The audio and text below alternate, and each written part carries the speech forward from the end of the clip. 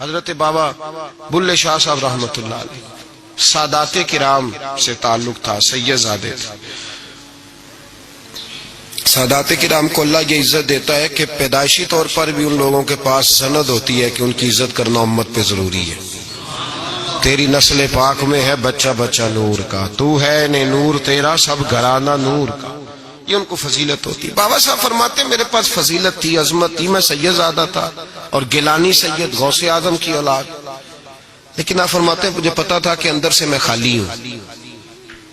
ہمارے زمانے میں کچھ برادریاں ایسی ہیں جن کو ہم لوگوں نے بڑا بنا دیا ہے، وہ بڑے بن گئے ہیں، نیچے اترنے کو تیار نہیں۔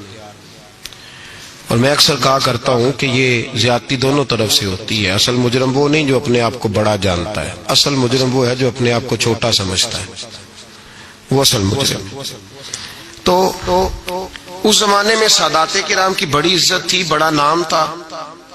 تو بابا صاحب کہتے ہیں میرے گھر میں پیری مریدی تھی، ابا جی بھی پیر، دادا جی بھی پیر، پردادا جی بھی پیر، سارے پیر تھے، لیکن میں جب اپنے دل پہ نظر ڈالتا تھا تو خالی تھا معاملہ، شے کوئی نہیں تھی پاس۔ ہاتھ چموا لینا، نذرانہ لے لینا بات ٹھیک ہے، لیکن نہ علم نہ معرفت، کوئی شے نہیں۔ اور فرماتے ہیں میں نے جب پلٹ کے دیکھا نا، پورے علاقے پہ نظر ڈالی تو ایک درویش بابا، ایک سادہ بابا سائیں عنایت قادری، جس کی کوئی بڑا نام نہیں، کوئی بڑی برادری نہیں، اور کام اس کا کیا ہے، رمبا لے لیتا اور سارا دن کھیتوں میں محنت کرتا، لیکن جب مغرب ہوتی تو اس بابے کی مجلس سجتی، اور کہتے ہیں جب ایک دفعہ وہ اللہ کہتا تو اس کی تھاری داڑھی آنسوؤں سے بھر جاتی، اور جب عشاء کے بعد وہ حضور پہ درود پڑھنا شروع کرتا تو لگتا یہ کہ یہ سادہ نہیں پڑھ رہا، یہ مصطفیٰ کی زیارت کر کے درود پڑھ رہا۔ فرماتے ہیں میری ساری برادری کو پتا تھا کہ اس کے پاس معرفت ہے، لیکن مسئلہ یہ ہے کہ ہم سید ہیں، وہ رائی ہیں، اب وہاں جائیں بت توڑیں کیسے، ٹوٹتا ہی نہیں، بہت بڑی مصیبت ہے، کیسے ٹوٹے گا؟ لوگ کہیں گے تو مولوی کے پاس جاتا ہے، تو یہ ہو گیا ہے ساری زندگی گناہ کرتے رہو، ظلم کرتے رہو، ہمیں تانے کا ڈر نہیں۔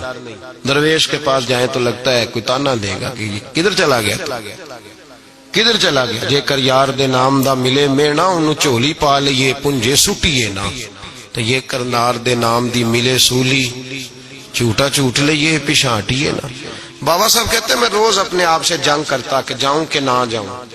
2 4 5 لوگوں سے میں نے مشورہ کیا تو کہنے لگے تو سیدوں کو بدنام کرے گا، اب تو سادات کو بدنام کرے گا کہ سید ہو کے کسی کے دروازے پہ جاتا ہے۔ بابا صاحب کہتے ایک دن لڑتے لڑتے میں تھک ہی گیا، میں چلا ہی گیا، میں نے کہا نہیں، اندر کا بت توڑوں گا تو بات بنے گی۔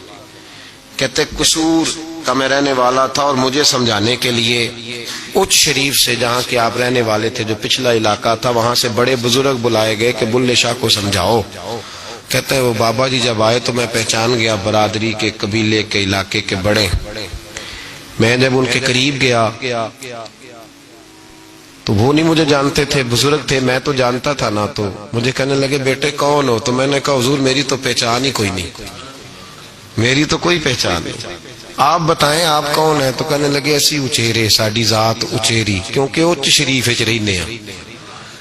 تو اب تو بتا، تو بابا صاحب کہنے لگے ایسی قصوری تے ذات بھی قصوری، کیونکہ وچ قصور دے رہنے ہیں، وہ جو چھوٹے تو اپنا قصور مانتے، ہاں جے کوئی سانو اچا مل جائے تے نیویں ہو بینے ہیں، بات ختم ہو گئی۔ بابا صاحب رحمت اللہ علیہ کو بڑا سمجھایا۔ بابا جی کہنے لگے حضور میں کیا کروں؟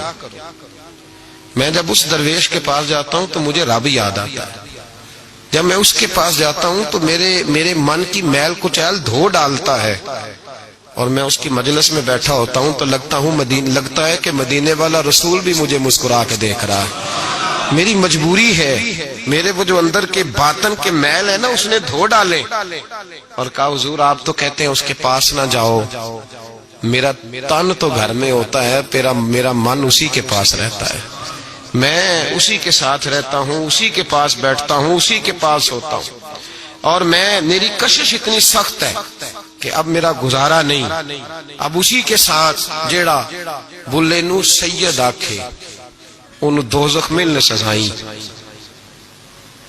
اب اس کی تشریح بڑے بڑے لوگوں نے اپنے اپنے رنگ میں کی ہے، کچھ نے کہا بابا جی نے بد دعا دی ہے، یہ بد دعا ہے، اگر کہا تو الجھ جاؤ گے، لیکن ہے بھی وہ سید، جھوٹ بھی نہیں. کچھ کہتے ہیں بد دعا دی ہے، اور کچھ کہتے ہیں انہوں نے اعلان کیا ہے کہ میں اللہ کا ولی ہوں.